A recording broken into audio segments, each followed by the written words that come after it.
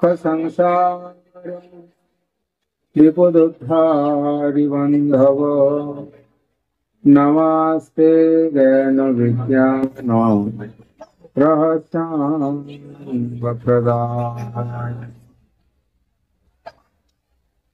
वंशाकल्पतरुश्च कृपा सिन्धुभ्येव च पतितानां पावनेभ्यो वैष्णवेभ्यो नमो नमः। नमो महावदन्नाय कृष्ण प्रेम प्रदायते कृष्णाय कृष्ण चैतन्य नामे गौरतेष्ण नमो नमः। हे कृष्ण करुणा सिंधो दीनबन्धु जगत्पते गोपेश गोपिका कांत राधा प्रिय।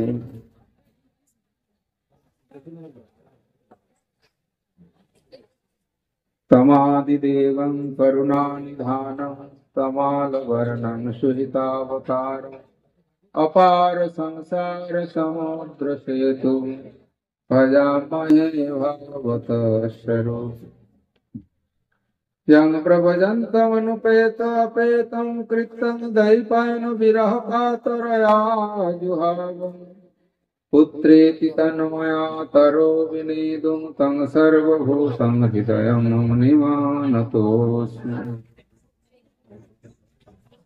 भक्तविहीनाय पराङ्गलक्ष्ये क्षिप्तास्तु कामादितरङ्गमध्ये कृपामयि त्वं शरणं प्रपन्ना वृन्दे नमस्ते चरणारविन्दम् वृन्दे नमस्ते चरणारविन्दम्। श्री कृष्ण चैतन्य प्रभु नित्यानंद श्री अद्वैत गदाधर श्रीवासादि कृष्ण श्री गौर भक्तवृंद। हरे कृष्णा कृष्ण कृष्ण हरे हरे हरे राम राम राम हरे। अस्मदीय गुरुपाद पद्म ओं विष्णुपाद अष्टोत्तरशत श्री श्रीमद् भक्ति वेदांत गोस्वामी प्रभुवर्य रातुर चरण कमले वेदासाधमेर अनंत कोटि साष्टांग दंडवत प्रणति ज्ञापन करी তিনি তাহার নিত্য জগৎ থেকে অধমের প্রতি অহেতুকী কৃপা আশীর্বাদ বর্ষণ করুন। तत्पश्चात गौड़ीय वेदांत समिति प्राक्तन आचार्य नित्यलीला प्रविष्ट विष्णुपाद अष्टोत्तरशत श्री श्रीमद् भक्ति वेदांत पर्यटक गोस्वामी महाराज रातुर चरण कमले दासात्मेर अनंत कोटि साष्टांग दंडवत प्रणति ज्ञापन करी। तत्पश्चात गौड़ीय वेदांत समिति प्रतिष्ठाता आचार्य नियामक नित्यलीला प्रविष्ट विष्णुपाद अष्टोत्तरशत श्री श्रीमद् भक्ति प्रज्ञान के सबरे रातुर चरण कमले दासाधमेर अनंत कोटि साष्टांग दंडवत प्रणति ज्ञापन करी तिनिও তাহার নিত্য জগৎ থেকে অধমের প্রতি অহেতুকী কৃপা আশীর্বাদ বর্ষণ করুন। তৎপশ্চাৎ গৌড়ীয় মঠ মিশন আসনের प्रतिष्ठाता आचार्य नियामक नित्यलीला प्रविष्ट विष्णुपाद अष्टोत्तरशत श्री श्रीमद् भक्ति सिद्धांत सरस्वती गोस्वामी प्रभुपादे रातुर चरण कमले दासाधमेर अनंत कोटि साष्टांग दंडवत प्रणति ज्ञापन करी तिनिও তাহার নিত্য জগৎ থেকে অধমের প্রতি অহেতুকী কৃপা আশীর্বাদ বর্ষণ করুন। তৎপশ্চাৎ कृपानुग गौड़ीय सारस्वत गुरुवर्गेर चरण कमले दासाधमेर अनंत कोटि साष्टांग दंडवत प्रणति ज्ञापन करी তাহারা সকলেই অধমের প্রতি অহেতুকী কৃপা আশীর্বাদ বর্ষণ করেন। गौड़ीय सारस्वत त्रिदंडी पादगण गौड़ीय सारस्वत बाबाजी महाराजगण उपस्थित त्रिदंडी पादगण मातृबृंदा सज्जन मंडली सवार चरणे अधमेर दंडवत प्रणति ज्ञापन करी तारा सकलेई अधमेर प्रति अहेतुकी कृपा आशीर्वाद बर्षण करेছে। আমরা শ্রী দেবানন্দ গৌড়ীয় মঠ শ্রীধাম নবদ্বীপ হইতে এই স্থানে আগমন করিয়াছি। গ্রামবাসীগণের তাদের সেই যে আকুল প্রার্থনা, তারা এখানে এসে কিছু ভাগবতী কথা শ্রবণ করানোর জন্য, শুদ্ধ যে ভক্তি ধর্মের কথা এই গ্রামে প্রবাহিত হোক, সেই যে তাদের যে অক্লান্ত যে প্রচেষ্টা, তাদের আহ্বানে আমরা সেভাবে তাদের কথাকে না ফেলতে পেরে মহিষগড় গ্রামে এসে উপস্থিত হয়েছে। আপনাদের অনেকের মধ্যে অনেক রকমের সংশয়, অনেক রকমের প্রশ্ন, অনেক কিছু আপনাদের মধ্যে আছে। অনেকে হয়তো আমাদেরকে ভালোবাসেন, আবার অনেকে হয়তো আমাদেরকে ভালোবাসেন না। দেখুন, ব্যক্তিগত আমাকে আপনার নাও ভালো লাগতে পারে, কিন্তু আমি যে কথা বলার জন্য, যে মেসেজ আপনাদের কাছে দেওয়ার জন্য এসেছি, এটা হচ্ছে একমাত্র ভাগবতীয় বার্তা। আমরা যারা গৌড়ীয়গণ, আমাদের বিচারধারা কি?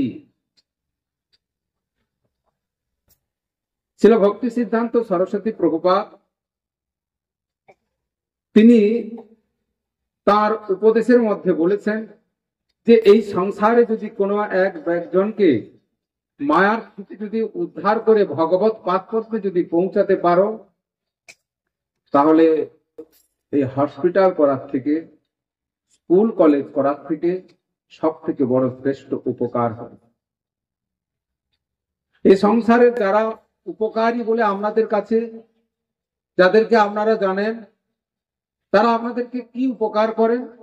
হয়তো বস্ত্রহীনকে বস্ত্র দান করেন, তাহারা হয়তো অন্নহীনকে অন্ন দান করেন, বা যার রোগ ব্যাধি থাকলে তাকে ঔষধ আদি দান করেন, বা তারা বিদ্যা আদি দান করেন। কিন্তু এই দানকে প্রকৃত দান বলে বলা হয় না। এটা তো আপনার এই জীবিত অবস্থা থেকে যেটুকু প্রয়োজন সেইটুকু। কিন্তু আপনাকে যদি কেউ এক টাইম খেতে দেয়, কি 2 টাইম 3 টাইম খেতে দেয়, বা 3 দিন খেতে দেয়, 1 মাস পর আপনাকে আর ক্ষুধা লাগবে না? ক্ষুধা অবশ্যই লাগবে। আপনাকে যদি কেউ ঔষধ দান করেন ঔষধের জন্য, সেটা কি আপনার আর অসুখ কি আর হবে না? তাহলে আবার আপনার কাছে অসুখ ফিরে আসে।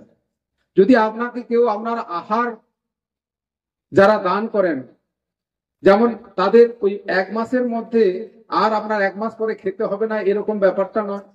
কেউ যদি বস্ত্র দান করে, বস্ত্র ছেড়ে গেলে আবার বস্ত্রের জন্য আপনার সেই অভাব থাকবে। কিন্তু গৌড়ীয়গণের যে বিচারধারা, সেটা কি? যে আপনার চিরতরে আপনার যে এই খাদ্য বস্ত্রের রোগ ব্যাধিকে নিরাময় করার জন্য তারা সব থেকে সেই মেসেজ চাই আপনাদের কাছে দেওয়ার জন্য এসছে। সেটা একমাত্র কি? এটা বোঝার জন্য এরও এক স্বীকৃতির বা এর জন্য এক সাধু সঙ্গের প্রয়োজন আছে। যদি আপনার সাধু সঙ্গ না হয়, তাহলে আপনি এই ভাষাটাকে ঠিক মতো বুঝে উঠতে পারবেন না। আমরা জানি এই সংসারে থাকা, খাওয়া, পড়া, এটাই হলে বুঝি সবকিছু আমাদের হয়ে যায়, কিন্তু শাস্ত্র তা বলে নাই। আরে আহার নিদ্রা ভয় মৈথুন, এই তো সামান্য ব্যাপার, এটা তো একটা পশুর মধ্যে থাকে। তাহলে মানুষের মধ্যে যদি আহার নিদ্রা ভয় মৈথুন এটি 4টি যদি মানুষ থাকে, তাহলে মানুষের শ্রেষ্ঠত্ব কোথায়? শ্রেষ্ঠত্ব সেইখানে ধর্মহি তেষাং অধিক বিশেষ ধর্মে নহীনা পশুটি সমান। পশু তিনি ধর্মকর্ম করতে পারে না, কিন্তু মানুষ ধর্মকর্ম করতে পারে। এই জন্য মানুষ যদি ধর্মকর্ম না করে আর তারপরে যদি অনেক বিতর্ক যদি জুড়ে দেয়, তাহলে মনে করতে হবে এই মানুষটা পশুর থেকেও আরো বেশি অধম। কেন? আচ্ছা, একটা যদি কখনো কোনো আপনার বাড়ির যদি গৃহপালিত কোনো গরু হয় বা ছাগল থাকে আপনার বাড়িতে, আপনি কি ওই ছাগলটা যদি 5 দিন ক্ষুধার্ত থাকে, আপনি তার কাছে আমিষ ভক্ষণ করলে সে খাবে কোনোদিন? আমার তো মনে হয় না। যদি আপনাদের কাছে কারো কেউ খায়, তাহলে আমাকে একটু প্রমাণ করে দেখালে ভালো হয় যে আমার গরুটা 5 দিন আমি খেতে দেইনি, তারপরে একটু আমি আমিষ এসে ধরেছি, সে খেয়ে নিয়েছি। যদি আপনার বাড়ির কোনো ছাগল থাকে, সেই ছাগল যদি 5 দিন ক্ষুধার্ত থাকে, তারপরে যদি আপনি আমিষ তার কাছে ধরেন, সে কোনোদিন খিদে পেয়েছে এখন খেয়ে নেই, তারপরে যা হবে দেখা যাবে, কিন্তু সে কোনোদিন খাবেন। তিনি তার প্রাণকে বিসর্জন দেবেন, কিন্তু কোনোদিন অমেধ্য কুমার থেকে গ্রহণ করবেন না। তৎ বিপরীত যদি আবার যদি কোনো বাঘের কাছে হোক, ছাগলের কাছে হোক, যদি কোনো কুকুর যদি হয়, সে কুকুরকে যদি মনে করেন যে আপনি, বা বাঘকে যদি, সিংহকে যদি মনে করেন যে ওকে আমি 5 দিন উপোস রেখে কোনো ঘাস বা তাকে ডাল ভাত তরি তরকারি খাওয়াবো, সে বাঘটা সিংহটা যেমন খায় না কেন, প্রত্যেক তার নিজের স্বভাবের জায়গাতে প্রত্যেকে ঠিক থাকলে। কিন্তু একটাই মাত্র জীব, যে একমাত্র মনুষ্য, এ তার স্বভাবের সবসময় বিপরীত কাজ করে। কেন? তিনি এদিকেরও খান আর ওদিকেরও খান। তো এদিকের খান এদিকের খান, এ কোন পশুর কাছে পড়ে তাকে কিভাবে উদাহরণ দিলে হবে, সেটা আপনারাই সেটাকে বিচার করবেন। এর থেকে আর বেশি আমি আর আপনাদেরকে বলতে পারছি। তাহলে আমাদের স্বভাবের পরিবর্তন হয়, পশুদের স্বভাবের পরিবর্তন হয় না। দেখুন, এই কথা বলার তাৎপর্য আমাদের কি, যে ধর্মে হি তেসাং অধিক বিশেষ, ধর্মকে আমাকে পালন করতে হবে। তাহলে ধর্ম কি? এখন প্রশ্ন আসবে, ধর্ম সম্বন্ধে তো আমরা নানা, কেউ বলে এটাই একমাত্র ধর্ম, কেউ বলে ওটাই একমাত্র ধর্ম, কেউ বলছে এটাই ধর্ম, কেউ বলছে এ ভগবান, কেউ বলছে ও ভগবান। কিন্তু প্রকৃতপক্ষে ভগবানও বা কি আর ধর্মই বা কি? ধর্ম পজ্জিত কৈতব অত্র পরম নির্মত সরানাংশতা, যেখানে কোনো কপটতা নাই, সেটাই হচ্ছে ধর্ম। সেটা কি? একমাত্র ভাগবত ধর্ম, এটাই হচ্ছে জীবের ধর্ম। ধর্ম তু সাক্ষাৎ ভগবত প্রণীত। এই ধর্ম কোনোদিন কেউ আমরা গৌড়ীয় মঠ বানিয়েছি না, এই ধর্ম হচ্ছে ভগবানের প্রণীত ধর্ম, সেটা গৌড়ীয় মঠ যাজন করে। যারা মহাপ্রভুর ভাবধারাতে, যারা মহাপ্রভুর আদর্শকে যারা পালন করেন, তারাই হচ্ছে একমাত্র গৌড়ীয়।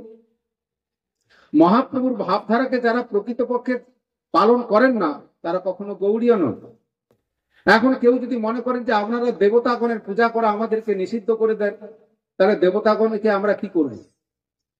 তাদেরকে আমরা সব কি ফেলে দেব?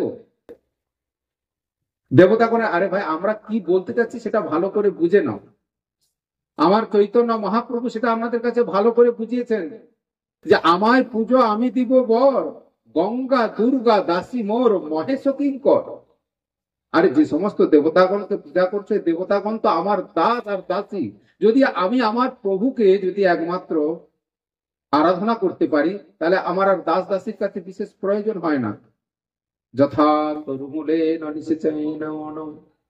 ত্রিপন্তি স্কন্দ ভুজোপশাখা প্রাণোপহারস্য যথেন্দ্রিয়াণাং। যথা তরুমূলে নিষেচেন, বুঝাতে কি চাচ্ছেন? গাছের গোড়ায় ঢালিলে জল, শাখা পল্লবের বল, শিরে বাড়ি নহে কার্যকর। আমরা শিরে জল দিই, আরে গাছের গোড়ায় জল দাও, তবেই তো শাখা পল্লব সব উজ্জীবিত হবে। কিন্তু গাছের গোড়ায় জল না ঢেলে শাখা, ডাল শাখা কারা? এরা সমস্ত দেবতাগণ। তাহলে দেবতা পাতাতে দিলে কি ভগবানের কাছে পড়ে না? ভগবান সেখানে গীতার মধ্যে বলছেন, যে অপি অন্য দেবতা ভক্তা যজন্তে শ্রদ্ধায়ান্বিতা তেপি মামেব কুন্তেয় যজন্ত অবিধি পূর্বকম। যে এটা হয়, কিন্তু এটা প্রকৃতপক্ষে আমার পূজা হয় না। যেপি অন্য দেবতা ভক্তা, যারা অন্যান্য দেবতাগণের আরাধনা করেন, তেপি মামেব কুন্তেয়, সেটা আমার পূজা হয়, কিন্তু প্রকৃতপক্ষে ওটা বিধি নয়, ওটা অবিধি পূর্বকম। কেউ হয়তো গীতার এই শ্লোকটা পড়েছেন, সে বলছে কেন, ভগবান তো বলেছে তুমি যারই পূজা করো না কেন আমার কাছে এসে যাবে। কিন্তু ভগবান যে পরের লাইনে যেটা বলেছে, ওটা কিন্তু আমরা কোনোদিন খেয়াল করে দেখি নাই, অবিধি পূর্বকম। তাহলে বিধি কি না? ভগবানের পূজা করাটাই হচ্ছে বিধি, আর দেবতাগণের পূজা করা হচ্ছে অবিধি। তাহলে আপনি বিধি পালন করবেন না অবিধি পালন করবেন? এই সংসারে সবাই আমরা গীতাকে পালন মানি, তা গীতার মধ্যে যেটা বলেছে সেটাই আমরা আলোচনা করে দেখি, সেখানে কি বলছেন। গীতার মধ্যে আপনারা অনেকে হয়তো প্রশ্ন করেন যে ভগবানকে কেন দিয়ে খেতে হবে? আমি রান্না করলাম, আমি ইনকাম করলাম, আমি চাষবাস করলাম, আমি সবকিছু করলাম, মাঝখানে ভগবান এসে কেন আমার ভাগ বসাবে? তো এই ভাগ ভগবান বসাননি। ভগবান বলছেন যত বা ইমানি ভূতানি জায়ন্তে যেন জাতানি জীবন্তি, এই সমস্ত যে ভূত প্রেত আদি যা কিছু সংসারের সৃষ্টি, এই সমস্ত সৃষ্টির মূল পুরুষ কিন্তু আমি।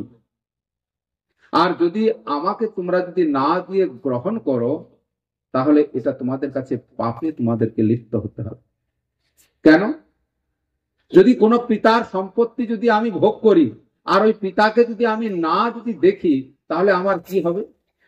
তাহলে কি আমাকে সঠিক পুত্র বলে বলা যাবে? বাবার সম্পত্তি নিলাম, বাবার বাড়ি ঘর সবকিছু নিলাম, আর বাবাকে খেতে দিলাম না। এখন প্রশ্ন হয়তো আপনাদের কাছে আসতে পারে যে আপনারা যে এত মা বাবার সেবা করতে কথা বলছেন, আপনারা কি করছেন? আপনারা তো এখন দণ্ডধারী হয়ে সংসারকে পরিত্যাগ করে চলে এসেছেন মা বাবাকে খেতে দেওয়ার ভয়ে। হ্যাঁ, যে মা বাবাকে খেতে দেওয়ার ভয়ে আপনারা সংসার ত্যাগ করে চলে এসেছেন, তাই তো? যারা প্রশ্ন করেন তারা হয়তো তার মা বাবাকে দেখেন না।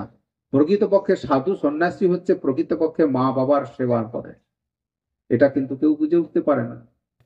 কিরকম করে সাধু সন্ন্যাসীরা মা বাবার সেবা করেন? আমাদের ভক্তি সিদ্ধান্ত সরস্বতী প্রভুপাদ তিনি বলেছিলেন যে এই মায়ার সংসার থেকে একজনকে উদ্ধার করাই সব থেকে বড় উপকার। আমরা তো সেই উপকার করার জন্য আমরা এসেছি। কেন? শাস্ত্রে কি বলছেন? যদিও ভগবত সাক্ষাৎ ভগবত প্রণীতম, শাস্ত্রের মধ্যে বাণী দিয়ে আমাদের বিচার করতে হবে। যারা সাধু হয়েছেন তারা কি মা বাবার সেবা করেন না? তারাই হচ্ছে প্রকৃতপক্ষে মা বাবার সেবা করেন। কেন? যদি কোন কুলের একজন বৈষ্ণব হয়, শাস্ত্র সেখানে বলছেন কুলং পবিত্র, তার কুল পবিত্র হয়ে যায়। জননী কৃতার্থা, তার জননী কৃতার্থ হয়ে যান। কেন?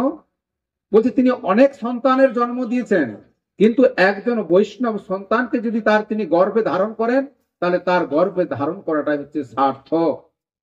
কিন্তু বৈষ্ণব পুত্র বাদ দিয়ে যাদেরকে তিনি ধারণ করেছেন, তারা অত মঙ্গল করতে পারে না। কি পারেন? তারা খেতে দিতে পারেন, আপনাকে বস্ত্র দিতে পারেন, কিন্তু বৈষ্ণব পুত্র আপনাকে কি দিতে পারেন?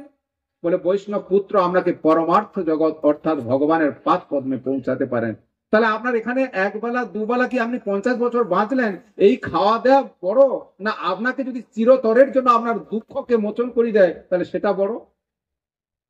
দেখুন, মহাপ্রভু যখন সন্ন্যাস নিয়ে চলে গেছিলেন, আর সন্ন্যাস নিয়ে যাওয়ার পরে মহাপ্রভু একদিন তার মাকে উদ্দেশ্য করে একটা লিখিত দিয়েছিলেন। কি? হে মা, অন্য লোকের যারা ছেলে তারা বাইরে কাজ করতে যায়, তারা অনেক ধন সম্পদ নিয়ে এসে মা বাবাকে দেন, বা তার গৃহের শ্রী বৃদ্ধি করেন, ঐশ্বর্য বৃদ্ধি করেন, কিন্তু আমি আপনার এমন একজন সন্তান, আমি কিন্তু আপনাকে সেটা দিতে পারছি না। তো আমি আপনাকে কি দিব? অন্যের তনয়ানে রজত কাঞ্চন, আমি মাতা এনে দেব কৃষ্ণ প্রেম ধন। মা, আমি অন্যের তনয় রজত কাঞ্চন, সোনা দানা টাকা পয়সা সব এনে দেয়, কিন্তু আমি আপনার এমন একটা ছেলে, এই সংসারের কোনো বস্তু আপনাকে দিতে পারবো না, কিন্তু একটা জিনিস দেবো মা, আমি কৃষ্ণ ধন আপনাকে এনে দেবো। যদি আমরা রায় রামানন্দ মহাপ্রভুর সংবাদের মধ্যে যদি দেখি, এর কোন ধন এই সংসারের মধ্যে শ্রেষ্ঠ? না, একমাত্র যিনি কৃষ্ণ ধনে যিনি ধনী। কেন? এই সংসারের একটাই মাত্র আছে ধন, যেটা আপনার সঙ্গে যাবে, আর আপনার সঙ্গে কিছু যাবে না। আমরা মাঝে মাঝে একটা বাউল গান শুনি না, টাকা সঙ্গে যাবে না, পয়সা সঙ্গে যাবে না। তাহলে সঙ্গে যাবে কে? সঙ্গে যাবে তুমি কতটুকু এই কৃষ্ণ ধনকে সংগ্রহ করেছো। এই মনুষ্য জন্ম প্রাপ্ত হয়ে যিনি কৃষ্ণ ধনের ধনী হয়েছেন, সেটাই হচ্ছে আসল ধন। কেন? এই সংসারের যে অর্থ, এই সংসারের যে টাকা পয়সা, এটা ওই জগতে চলে না। তাহলে আপনারা চিন্তা করুন, মহাপ্রভু কি বলেছেন? মাকে বলছে কৃষ্ণ ধন তোমাকে এনে দেব। তার দ্বারা কি হবে? এই সংসারের মানুষ হয়তো তারা কৃষ্ণ ধন কেউ চায় না, যারা কৃষ্ণধন চান তারাই তো আমার সামনে বসে আছে, আর যারা কৃষ্ণধন চান না তারা এই আসর ছেড়ে চলে গেছেন। তাহলে নিশ্চয়ই আপনারা কৃষ্ণধন প্রাপ্ত হবেন। কেন? একমাত্র এই যে ভাগবত কথা শ্রবণ, এটাই হচ্ছে কৃষ্ণধন। এই জন্য প্রত্যেক জীবকে আমাদেরকে সচেতন হতে হবে। তাহলে বলতেছিলাম কি, যে কুলং পবিত্র জননী কিতার্থা বসুন্ধরাশ্চা বসতিশ্চ ধন্যা। এই যে বসুমাতা, এই বসুমাতা হচ্ছে কৃতার্থ হয়ে যান। কেন? বসুমাতা চিন্তা করছেন, হে প্রভু, এই সংসারে তুমি আমাকে পাঠিয়েছো তোমার ভক্তগণের সেবা করার জন্য, কিন্তু এই সংসারে তোমার কেউ ভজন করে না, সব পাপিষ্ঠ জীবের ভারকে আমি বইতে বইতে আমি নিজে নাজাল হয়ে যাচ্ছি। প্রতি একজন যদি বৈষ্ণব পুত্র যেখানে ভূমিষ্ঠ হন, সেখানে বসুমাতাও তিনি নৃত্য করতে থাকেন। তারপরে কি বলছেন? নিত্যন্তি স্বর্গে পিতরোপিতে সাং। যে পিতৃপুরুষগণ এখানে অমেধ্য কুমেধ্য খেয়ে তারা যখন চলে গেছেন ওই পরলোকে, আর পরলোকে যাওয়ার পরে তারা রাস্তা খুঁজে পাচ্ছে না, আর রাস্তা যখন খুঁজে পাচ্ছে না তখন তিনি চিন্তা করছেন, অপেক্ষা করছেন, আমার কুলে কবে বৈষ্ণব পুত্র জন্মগ্রহণ করবে। যখন আজকের তার কুলের যদি কেউ তুলসীর মালা পরে, যদি কপালে তিলক করে, তার ওই বাবাই গালাগালি করেছে, হ্যাঁ তুই এই সমস্ত কি দরকার বৈরাগী, এই বয়সে আবার কি দরকার? তাহলে কোন বয়সে দরকার? বলছে বুড়ো বয়সে। বলে তোমার তো বয়স হয়েছে, তুমি কেন করো না? বলে আমার ওটা ভালো লাগে না। বলে তোমার ভালো লাগে না তো আমার তো ভালো লেগেছে, আমি তো করি। ওই পিতৃপুরুষগণ যারা ওই হরিনাম করতে বাধা দেন, যারা ভগবত সেবা করতে বাধা দেন, যারা তুলসী মালাতে তিলকে বাধা দেন, ওই পিতৃপুরুষগণ মরার পরে অপেক্ষা করে, আরে ওই ছেলেটা তো আমার ঠিক করেছিল। আজকে তারা চিন্তা করে, বাবা তুই যে কাজ করেছিলিস সেটা কর। তার বাবা ছেলে তো এখন ভুলে বসে আছে। কি ভুলে বসে আছে? যে তুমি তো আমাকে নিষেধ করেছিলে, আমি আর কি করে করি এখন? এখন ওই জন্ম গেল, 2 জন্ম গেল, 3 জন্ম পার হয়ে যাচ্ছে, অপেক্ষা বলে বসে আছেন কখন আমার কুলে একজন বৈষ্ণব পুত্র জন্মগ্রহণ করবে। যত সময় না কুলে বৈষ্ণব পুত্র জন্মগ্রহণ করেন, তত সময় কোনো পিতৃপুরুষগণের উদ্ধার হয় না। যারা গ্রন্থ আদি পড়েন, স্মৃতিশাস্ত্র, হরিভক্তি বিলাস, তারা এই সমস্ত সম্বন্ধে ভাগবত যারা পড়েন, তারা দেখবেন এগুলোকে নজর করে, যে কথাগুলো, এগুলো কথা সমস্ত কিছু ভাগবতের কথা।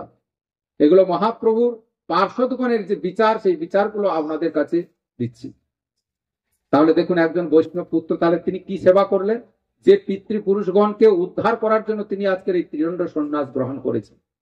শুধু তার পিতৃকুলকে নয়, একজন যদি ওই গ্রামে যদি কোনো বৈষ্ণব জন্মগ্রহণ করেন, তিনি যদি ত্রিদণ্ড সন্ন্যাস নিয়ে সত্যিকার ভজন করেন, তিনি যদি তার গ্রামের বা তার পিতৃকুলের যদি কল্যাণ চিন্তা করেন, যে সেখানে বসে বসে তার সমস্ত গ্রামেরই কল্যাণ হয়ে যায়। এইরকম একজন ব্যক্তি যদি এই গ্রামে জন্মগ্রহণ করেন, এই জন্য নিত্যানন্দ প্রভু বলছেন যে যে দেশে নিতাই নাই সে দেশে না যাব, আর নিতাই বিমুখ জনার মুখ না হেরিব। নিতাই নাই মানে যারা মুখে কোনোদিন হরিনাম কীর্তন করে না। যেখানে নিতাইয়ের গুণকীর্তন হয় না, মহাপ্রভুর যারা গুণকীর্তন করে না, ও দেশে না যাওয়াই ভালো। তাই আজকের এই যে একটা সুন্দর এক পরিবেশকে তৈরি করেছেন ভাগবতীয় কথাকে দেওয়ার জন্য, তাহলে দেখুন, চিন্তা করুন, অক্লান্ত পরিশ্রম করে যারা এরকম একটা শুদ্ধ ভক্তির অনুষ্ঠানকে করছেন, এই শুদ্ধ ভক্তির অনুষ্ঠানকে যত এই সংসারে বেশি করে হবে, তত জীব তাদের শুদ্ধ ভক্তির কথা জানতে পারবে। যত সময় না এই শুদ্ধ ভক্তির কথা জানবে, তত সময় ভগবানের আরাধনাটা বেকার হয়ে যায়। কেন বেকার হয়ে যায়? বলে এটা শাস্ত্রে বলেছেন, শ্রুতি স্মৃতি পুরাণাদি বিধি বিনা ঐকান্তিকি হরের ভক্তি উৎপাতে বকে বল। অনেকে ভগবানের ভজন করে, কিন্তু শাস্ত্রের কোনো বিধানের ধারপাত তারা ধারে না। বলে ভগবানের আরাধনা করবো, খাওয়া নিয়ে কি আছে? আরে খাওয়া নিয়ে কিছু নেই তো তুই বিষ খা না, তাহলে দেখবো কেমন। তো যদি খাওয়া যদি কোনো কিছু করে না, তাহলে বিষ খা। দপরে যদি গুণ না থাকে, তাহলে এক ফোঁটা বিষ খেয়ে নে, দেখবি কেমন হয়। খাওয়ায় কি আছে তখন বুঝে যাবে তো কত তেজ। সেটার বেলা খাবো না, না ওটা খেলে মরে যাবো, ওটা খাবো না। আর এটা খেলে কি হবে? আর এটা খেলেও মরা হচ্ছে। কেন মরা হচ্ছে? যেদিন যে প্রাণীটাকে আপনি হত্যা করছি, ওই প্রাণীটা আমাকে অভিশাপ দিচ্ছে। আমরা কিন্তু বুঝে উঠতে পারছি না। প্রত্যেকটা জীব, একটা বাচ্চা ছেলেকে মারলেও বাচ্চা ছেলে তার ভাষাতে আপনাকে গালাগালি করে, আপনি বুঝেন না। একটা কুকুরকে মারলেও কুকুরও তার ভাষাতে আপনাকে অভিশাপ দিয়ে যায়, আপনি বুঝে উঠতে পারেন না। একটা ছাগল, গরু, হাঁস, মুরগি, যা কিছু, আজকের নরকের বর্ণনার কথা এখানে লিখেছেন। নরক 28 প্রকার নরক আছে। প্রত্যেকটা কর্মের বিভিন্ন কর্ম অনুসারে বিভিন্ন নরক ভোগ করতে হবে। আপনি পরের ভিতে কাটবেন, আল কাটবেন, তার জন্য একটা নরক আছে। আপনি জীব হত্যা করবেন, তার জন্য একটা নরক আছে। আপনি অবৈধ কাজ করবেন, আপনি তার জন্য একটা নরক আছে। প্রত্যেকের জন্য এরকম 28 প্রকার নরক শ্রীমৎ ভাগবতের 5ম অধ্যায়ের মধ্যে এই নরকের বর্ণনা করছেন। সাবধান, আমরা যে সমস্ত কাজ করছি এই কাজ হচ্ছে আমাদেরকে নরকের পথে যাত্রী করে দিচ্ছে। আপনি মনে করছেন আজকের উল্টো পাল্টা তর্ক করে আপনি রেহাই পেয়ে যাবেন? এখানে কোনো উল্টো পাল্টার জায়গা নাই। শাস্ত্রের বিধান মতো আপনার জীবনটাকে আপনি পরিচালিত করুন, আপনি একটা শুদ্ধ জায়গাতে পৌঁছাতে পারবেন। মহাজনগণের পথকে আপনি অনুসরণ করুন, আপনি একটা ভালো জায়গায় পৌঁছাতে পারবেন। আপনার এই জ্ঞান বুদ্ধি দিয়ে আপনি তর্কের কাছে পৌঁছে যাবেন না। আপনি কান দিয়েছে ভগবান কোনো উল্টো পাল্টা কথা শোনার জন্য নয়। বলে যেই কানের মধ্যে ভগবানের কথা ঢোকে না, ওই কানটাকে বলছেন সর্পের গর্ত, বিষধর সর্পের বাস। যে চোখ দিয়ে আপনি ভগবানের গুণকীর্তন দর্শন, ভগবানকে দর্শন করেন না বা ভগবানের লীলাধাম আদি দর্শন করেন না, ওই চোখকে বলছেন যে ময়ূরের পালকের যেমন চোখ সেই রকম চোখ। তাহলে চিন্তা করুন, যে চরণ দিয়ে আপনি ভগবানের ধাম পরিক্রমা করেন না, সাধুগুরু বৈষ্ণবকে পরিক্রমা করেন না, বৃন্দা দেবী পরিক্রমা করেন না, সেই চরণকে বলছে বৃক্ষতুল্য চরণ। এই জন্য সাবধান। কেন এত বাণী দিচ্ছেন শাস্ত্রের জন্য? আচ্ছা, এই কথাগুলো ভয় দেখানোর জন্য কোনো বলা হচ্ছে? এই নরকের কথাগুলো ভয় দেখানোর জন্য নয়। শাস্ত্রে প্রত্যেক জীবের কর্মফল অনুযায়ী সেটা তোমাকে ভোগ করতেই হবে। শাস্ত্র কোনোদিন কাউকে ভয় দেখায় না। শাস্ত্র মানে শাসনবাণী। আমি যদি এই কর্ম করি এই ফল পাবো, আমি যদি আমি এই ফল পাবো, তাহলে আমার কর্মটাকে বদলাতে হবে বাবা। হে ভক্তগণ, যদি আমার কর্মটাকে আমি বদলাতে যদি না পারি, আমি নরকের পথে যাত্রী হয়ে যাব। তাই এই সুন্দর মনুষ্য জন্ম প্রাপ্ত হয়ে নরকের দিকে ঠেলে দেবেন না। আপনারা কোথায় নিয়ে যাবেন? এই সুন্দর দেহটাকে গোবিন্দের পাক পদ্মে সমর্পণ করে দিন। কি আছে? আমি তো সেই রান্না করছি, সেই তো আপনি খাচ্ছেন। শুধু আপনাকে একটু সদাচার হতে হবে, একটু ওই অন্নকে রান্না করে ঠাকুর ঘরে পৌঁছাতে হবে। ঠাকুর ঘরে পৌঁছে, ঠাকুর বলে অনেক তো নিয়ম আছে। ঠাকুর বলছে তুমি যদি নিয়ম কাজ কিছু যদি না জানো, তাহলে একটা নিয়ম করো। কি বলে? প্রভু আমি মন্ত্র ফন্ত্র কিছু জানি না, এই তোমার জন্য আমি কিঞ্চিত রান্না করেছি, তুমি আমাকে গ্রহণ করে তোমার প্রসাদ আমাকে দাও। কেন? আমি তো শাস্ত্রে শুনেছি প্রসাদে সর্বদুঃখানাং হানিরস্য প্রজায়তে। প্রসাদের মধ্যে সমস্ত দুঃখ চলে যায়, হানি চলে যায়, সমস্ত কিছু। সেই কৃপাটা তুমি যদি আমার উপরে না যদি বর্ষাও, তাহলে কে দেবে? ভগবান এই সমস্ত কিছু সৃষ্টির মূলে কিন্তু তিনি। কিন্তু সেই ভগবানকে যদি আমি না দিয়ে গ্রহণ করি, তখন শাস্ত্রে বলছেন স্তেন এবরি কেবলম, চুরি করা হয়। যার দ্রব্য তাকে যদি না দিয়ে খাই, আমরা কি বলবো? চুরি করা। তাহলে আমি চুরি করে কেন খাবো? এই সংসারের প্রত্যেকটা জীবের মধ্যে প্রাণ আছে। আপনি যখন ওই জীবকে হত্যা করেন, তার একটা পাপ হয়। কিন্তু যদি ওই বস্তু যখন পত্রং পুষ্পং ফলং তয়ং যা আপনি সংগ্রহ করবেন, ওই বস্তু যখন আপনি ভগবানকে নিবেদন করবেন, ভগবান বলছে তোমাকে তখন আর পাপ ভোগ করতে হবে না। মোক্ষই স্বামী মা সূচ, আমি তোমাকে মুক্তির দ্বারে পৌঁছে দেবো। এই জন্য অর্জুনকে গীতাতে বলেছেন ভগবান, তুমি যা কিছু করবে সমস্ত কর্মটা আমাকে উদ্দেশ্য করে করো। যৎ করসি যদস্নাসি যুজুওসি তদাসি যৎ যৎ তপস্বি কৌন্তেয় তৎকুরুষ্ব মদর্পণ। তুমি যা কিছু করবে আমাকে অর্পণ করো। তা বলে এই নয় আপনার যে অমেদ্য কুমেদ্য খান সবকিছু ভগবানকে ধরবেন, এটা নয়। এটা আবার অনেক জায়গায় আছে, মেদিনীপুরে আমরা দেখেছি শুনেছি, যে অমেদ্য কুমেদ্য গুলো গিয়ে ভগবানকে ভোগ দিয়েছে। বলে ভগবান বলেছে যা কিছু খাবে আমাকে দিয়ে খাও, তাহলে এগুলোকে ভগবানকে বলছে ভগবান এগুলো খায় না। এটা কোথায় আছে? বলে ভগবান কোথাও লেখা আছে? বলছে হ্যাঁ লেখা আছে। আপনারা শ্রীমদ ভাগবতের 3য় স্কন্ধ পড়বেন, দেবহূতি কপিল উপাখ্যানে এই কথাটা আছে। কপিল দেব তার মাকে বলছেন, মা, যারা আমাকে তো শ্রদ্ধা ভক্তি করে, কিন্তু প্রকৃত পক্ষে আমার যারা আমি যে সমস্ত জীবের মধ্যে আছি, সেই জীবকে তারা শ্রদ্ধা ভক্তি করে না। তাদেরকে কি করে? বটি দিয়ে কেটে রান্না করে ফেলে। সেই বস্তু এত পবিত্র হয়ে গেল। তিনি ওখানে প্রসঙ্গ বলছেন, যে মা বাবা আমার শরীর দান করলো, এই মা বাবা আমার কাছে শ্রেষ্ঠ হলো না। ওই মা বাবা যদি কালকে নিঃশ্বাসটা চলে যায়, বলে এ তো মরা, একে তাড়াতাড়ি ঘর থেকে বার কর, গোবর জল দিয়ে গঙ্গা জল দিয়ে ছিটা, তাড়াতাড়ি বার করে শ্মশানে দিয়ে আয়, এর সঙ্গে যা আছে ঘরে রাখবি না, সব শ্মশানে দিয়ে আয়। আর শ্মশানে তো মা বাবাকে যে এত কিছু আমাকে লালন পালন করলো সে এত অপবিত্র হয়ে গেল, আর বাজারের ওই মাছগুলো এত পবিত্র হয়ে গেল, আমার রান্নাঘরে স্থান পেয়ে গেল। তাহলে আমি মা বাবাকে ভালোবাসি না মাছকে ভালোবাসি? যারা বলে তোমরা তো সাধু হয়ে গেছো, মা বাবাকে দেখো না, তাহলে তুমি কোন মা বাবাকে দেখছো ভাই?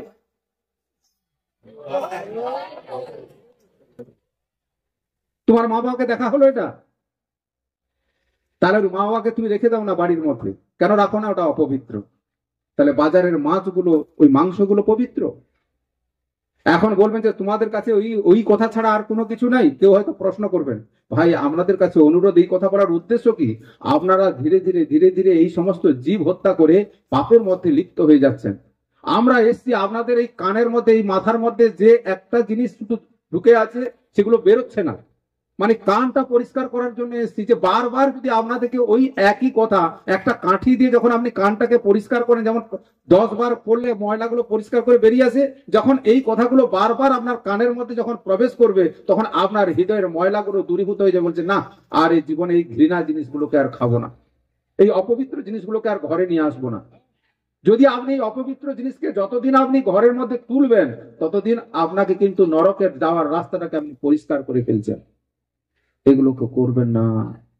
সাধুগণ শুধু একটাই কথা বলতে আসেন, কেন? তাদের কোনো লাভের জন্য নয়। তাদের কাজ কি? মহান্তগণের কাজ কি? মহান্ত স্বভাব ওই তারিতে পামর, নিজ কার্য নাহি তবু জান তার ঘর। শুধু একটু কথা গিয়ে বলেন তারা, শুধু বাবা অনেকটা জন্ম ব্যতীত আমাদের হয়ে গেছে, 80 লক্ষ জন্ম, আর আমাদের কাছে সময় নেই। এই যে মনুষ্য জন্ম আমরা প্রাপ্ত হয়েছি, এই মনুষ্য জন্মই একমাত্র ভগবানকে পাওয়ার একমাত্র স্থান। এই জন্ম ছাড়া অন্য কোনো জন্মে সাধন ভজন করা যায় না। এই জন্মেই ভগবানের নাম করে ভগবানের কাছে ফিরে চলো। এটাই আমাদের ভক্তি সিদ্ধান্ত সরস্বতী প্রভুপাদ তিনি দিয়েছেন সবাইকে message, back to Godhead back to home. হে অমৃতের পুত্র, আমরা, আমাদের দুঃখ পাওয়ার কথা নয়, কিন্তু আমরা দুঃখ পাচ্ছি কেন? আমরা মায়াকে ধরে ফেলেছি। কিন্তু মায়াতে দুঃখময়। মায়াটা কি যদি প্রশ্ন হয়? মায়া মানে কি? কোনো মানুষও একটা মেয়ের শরীরকে মায়া বলে? যেটা যে বস্তু নয় তার প্রতি সেই বস্তু বলে ভাবাই হচ্ছে মায়া। অনয়া নিয়তে ইতি মায়া। যেটা যে বস্তু নয় সেটা ভাবনা করাটাই হচ্ছে মায়া। সংসারটা তো আমার নয়, আমি সংসারকে আমার মনে করছি। এই পুত্র সন্তান এ তো আমার নয়, একে আমি আমার মনে করছি। এই সংসারের কোনো কিছু বস্তু আপনার নয়, এই সমস্ত কিছু ভগবানের, ঈশ্বরের। এই জায়গা ছিল, আগেও ছিল, এখনো আছে, পরেও থাকবে। আগে একজনের নামে ছিল, এখন একজনের নামে, এর পরে আরেকজনের নামে হবে। এর কিছু পরিবর্তন নয়। কিন্তু আপনার মতো কতজন এই ভূমি থেকে চলে গেছে। তাহলে আমাদের কর্তব্য কি? সংসার তাহলে কি করতে এসছি? আমাদের এখান থেকে ইনকাম করতে এসছি। কি ইনকাম করব? কোনো টাকা পয়সা? বলে না। মহাপ্রভু বলছেন এই সংসারে ইনকাম করার বলে একটাই জিনিস আছে, হরের নাম হরের নাম হরের নাম এই বকে বলম কলৌ নাস্তে নাস্তে নাস্তে গতির অন্য, আর অন্য কোনো রাস্তা নাই। তাই আপনাদের কাছে যে যদি একজন ব্যক্তি যদি এই সমস্ত ভাগবতের কথা শুনে তাদের জীবনকে যদি তারা এই অমেদ্য কুমেদ্য থেকে, এই নরকের রাস্তা থেকে যদি একটু ঘুরে আসতে পারে, এটাই হচ্ছে আমার এই কথা বলার সার্থকতা। তাই আপনাদের কাছে প্রার্থনা শুধু এইটুকু, যারা তো চলে গেছে বিপথে চলে যাক, তাদের জন্য নয়। যারা একটু দোদুল্যমান জায়গা থেকে দাঁড়িয়ে আছেন, তাদের কাছে যে আপনারা মুখটা ফিরিয়ে নেবেন না, এখানে আসুন। আজকের দেখুন, আজকের ইনারা কত না কত কষ্ট করে, কত একটা প্রতিদ্বন্দ্বিতার মধ্যে শুনছি যে বিভিন্ন রকম প্রতিকূল পরিবেশ, তারপরেও একটা ভাগবত আসরকে করছে। এটা তাদের কতটুকু মঙ্গল হবে জানি না, কিন্তু গ্রামের মঙ্গলের জন্য তারা যে এই নিজের প্রাণকে বাজি রেখে, নিজের পরিশ্রমকে বাজি রেখে করছে, এ তো তারা ধন্যবাদ পাওয়ার একমাত্র যোগ্য। যে ধন্যটা মাত্র একটা বয়স্ক লোকেদের করার কথা, একটা সাধারণ মাত্র বাচ্চা ছেলেগুলো, তাদের যেই উৎসাহ, তাদের যে উদ্দীপনা যে না, আমার গ্রামে একটা সৎ ব্যক্তিকে দিয়ে একটু হরিকথা কীর্তন করাবো, এই একজন ব্যক্তি যদি সে কথাটা শুনে, সেটাই তাদের বলছে আমাদের সাধনা শ্রেষ্ঠ। তাই আজকে তারা যে প্রয়াস নিয়েছেন, যে গৌর নিত্যাই কমিটি, তাদের প্রয়াসকে আমি ধন্যবাদ জানাই। তারা আরো দীর্ঘায়ু হোক, তারা এইরকম কাজ আরো গ্রামের মধ্যে করুক, এবং আরো 1-2 দিন করে বেশি করে করুক, যাতে এই গ্রামের আরো তাদের কল্যাণ হয়। যে কল্যাণটা আমাদের মতো বয়স্ক লোকেদেরকে হওয়া উচিত ছিল। যাক, আমার মহাপ্রভুর কৃপা তো তাদের উপরে হয়েছে। কি হয়েছে? তারা যে এরকম সৎ অনুষ্ঠান করছেন। কেন শাস্ত্রে বলছেন যে সৎ অনুষ্ঠানের ফল কি? শ্রুত, অনুপঠিত, ধ্যায়ত বা অনুমোদিত, সদ্য পুনাতি সদ্ধর্ম, দেব বিশ্বদ্রোহপিহি। যদি এই সৎ কর্মের কেউ অনুষ্ঠানকে অনুমোদন করেন বা শ্রবণ করেন, শ্রুত, অনুপঠিত, ধ্যায়ত, অনুমোদিত, অনুমোদনও যদি করেন, তাদের প্রত্যেকের কল্যাণ হবেই হবে। এই শুদ্ধ কথা কখনো পাওয়া যাবে না। একমাত্র যারা মনে করেন যে গৌড়ীয় গণ তাদেরকে কেন নিয়ে এসছেন, কিন্তু এই গৌড়ীয় গণের কাছে শুদ্ধ হরিকথা আছে, এছাড়া কোথাও শুদ্ধ হরিকথা নাই। কোথাও তো তামাক, বিড়ি, আজকে হরি নাম হবে, সেখানে আগে বিড়ির আর সিগারেটের লিস্ট হয়ে যায়। ওইখানে অনেক জায়গাতে আমি প্রচারে গিয়েছি, অনেক কীর্তনীয়া তো তারা সুরাপান করে কীর্তন করে, কিন্তু শাস্ত্রে বলছেন দুতঙ্গ পানং স্ত্রী শোনা যত্র অধর্মস্য চতুর্বিধ। যেখানে এই অধর্মের স্থান হয়, যেখানে সেখানে হরিকথা কখনো হয় না। যে কীর্তনিয়া তিনি নেশা ভাঙ করে, তিনি আপনার কাছে কীর্তন শুনিয়ে কি মঙ্গল করবে?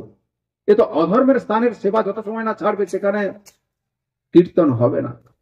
আমাদেরকে বুঝতে হবে, আমাদেরকে সময় এসছে, এখন আমরা সচেতন মানুষ। আমরা যে সময় বসে আছি, এত ইন্টারনেটের যুগের সময়, এখানে বাদ বিসম্বাদ প্রচুর আছে, কিন্তু প্রচুর থাকার পরেও একটা শুদ্ধ মার্গ আছে, সঠিক মার্গ আছে। অনেক সাধনার পদ্ধতি আছে, অনেক সাধনার পদ্ধতির পরেও একটা ভগবানকে পাওয়ার জন্য একটা পদ্ধতি আছে, রাস্তা আছে। আপনাকে সেই রাস্তা আপনাতে হবে। যে রাস্তার দ্বারা পরমেশ্বর ভগবানের কাছ পর্যন্ত পৌঁছাতে পারবো, সেই রাস্তাকে আমাকে ধরতে হবে। আমি যদি আমার দিশাহারা হয়ে যাই, উল্টো রাস্তায় যদি চলে যাই, আমার জীবনকে বরবাদ করা হয়ে যাবে। তাই আপনাদের জীবনটাকে আপনারা বরবাদ না করে একটা ভালো জায়গাতে লাগান, যার দ্বারা আমরা সত্যিকারে। এখন আমাদের প্রশ্ন হবে, তাহলে আপনারাই কি ভালো? আমরা ভালো বলে বলছি না, আপনারা ভালোটা বিচার করুন। আমরা আমাদেরকে সদাচারের কথা বলছি, আপনাকে কৃষ্ণ ভজনের কথা। যদি এর থেকে ভালো আরো কোনো ভজন থাকে আমাকে একটু বলবেন, তাহলে আপনার ওই ভালো ভজন করতে আমিও লাগবে। আমি বলছি না আমার পক্ষে আপনাকে আপনাতে হবে। আমরা তো একটা কথা বলছি, শাস্ত্রের কথা, গীতা ভাগবতের কথা।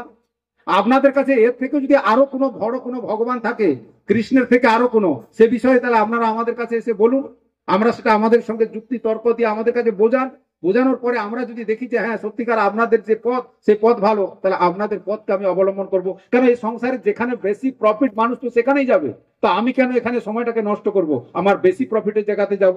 আর আমার ব্যাপারটা দেখুন, বেশি প্রফিট আছে কিনা এখানে। অর্জুনকে ভগবান শ্রীকৃষ্ণ বলেছেন যে অর্জুন, তুমি যখন কোথাও কোনো কিছু যাবে, তোমাকে ব্যবসায় বুদ্ধি অবলম্বন করতে হবে। ব্যবসায় বুদ্ধি রে কেহ করুনন্দন বহু শাখা অনন্তাস্য বুদ্ধয় অব্যবসায়ী ন। যারা অব্যবসায়ী তাদের বুদ্ধি শুদ্ধি কিছু, অবুদ্ধয় অব্যবসায়ী ন। ব্যবসায় বুদ্ধি কি? যে আরে 10 টাকা ফেলবো, 100 টাকা ইনকাম হবে। তা আমার এই অল্প জীবনের মধ্যে যদি একটু হরে কৃষ্ণ করে যদি বৈকুণ্ঠ প্রাপ্ত হতে পারি, ভগবান শ্রীকৃষ্ণ সর্বোপরি তত্ত্বকে প্রাপ্ত হতে পারি, এর থেকে বড় ব্যবসা আর কি আছে? এই জন্য বলছে যে জন কৃষ্ণ ভজে সে জন চতুর। চতুর মানে কি? এই রক্ত মাংসের মল মূত্রে একটা পুটুলি, আর এই পুটুলির মধ্যে একটু হরে কৃষ্ণ করে আর সেই পরমারাধ্য গোবিন্দকে প্রাপ্ত হতে পারে। এর থেকে চালাক আর কেউ আছে? কেউ যদি মনে করে যে যেজন কৃষ্ণ ভজে সেজন চতুর, মানে লোক ঠকানো বিদ্যা, চতুরতা এখানে নয়। এখানে চতুরতা কি? যে তিনি এই মাত্র অল্প জীবনে অল্প কিছু একটু হরিনাম করে আর ভগবানকে প্রাপ্ত হয়ে যাবে একটু সদাচার করে, এটাই হচ্ছে সব থেকে বেশি চতুরতা। কিন্তু এই জিনিসটা সবাই কিন্তু বুঝে উঠতে পারছে না। মানুষ এটা নয় ওটা নয় সেটা নয় করে বিভ্রান্ত হয়ে যাচ্ছে। আরে ভাই, বিভ্রান্ত হতে হবে না। আপনাদের কারোর যদি কোনো প্রশ্ন থাকে, আপনারা খুব ঠান্ডা মাথায় এসে আগে কথা বলুন, দেখবেন আপনাদের সমস্ত প্রশ্নের সমাধান হয়ে গেছে। সেই গীতা থেকেই হবে, অন্য গ্রন্থ পরে যাব, গীতা থেকেই সমস্ত প্রশ্নের সমাধান করে দিতে পারে। এটুকু আমাদের আছে। যাই হোক, আমাদের মহারাজগণ অনেক সময় ধরে বসে আছে,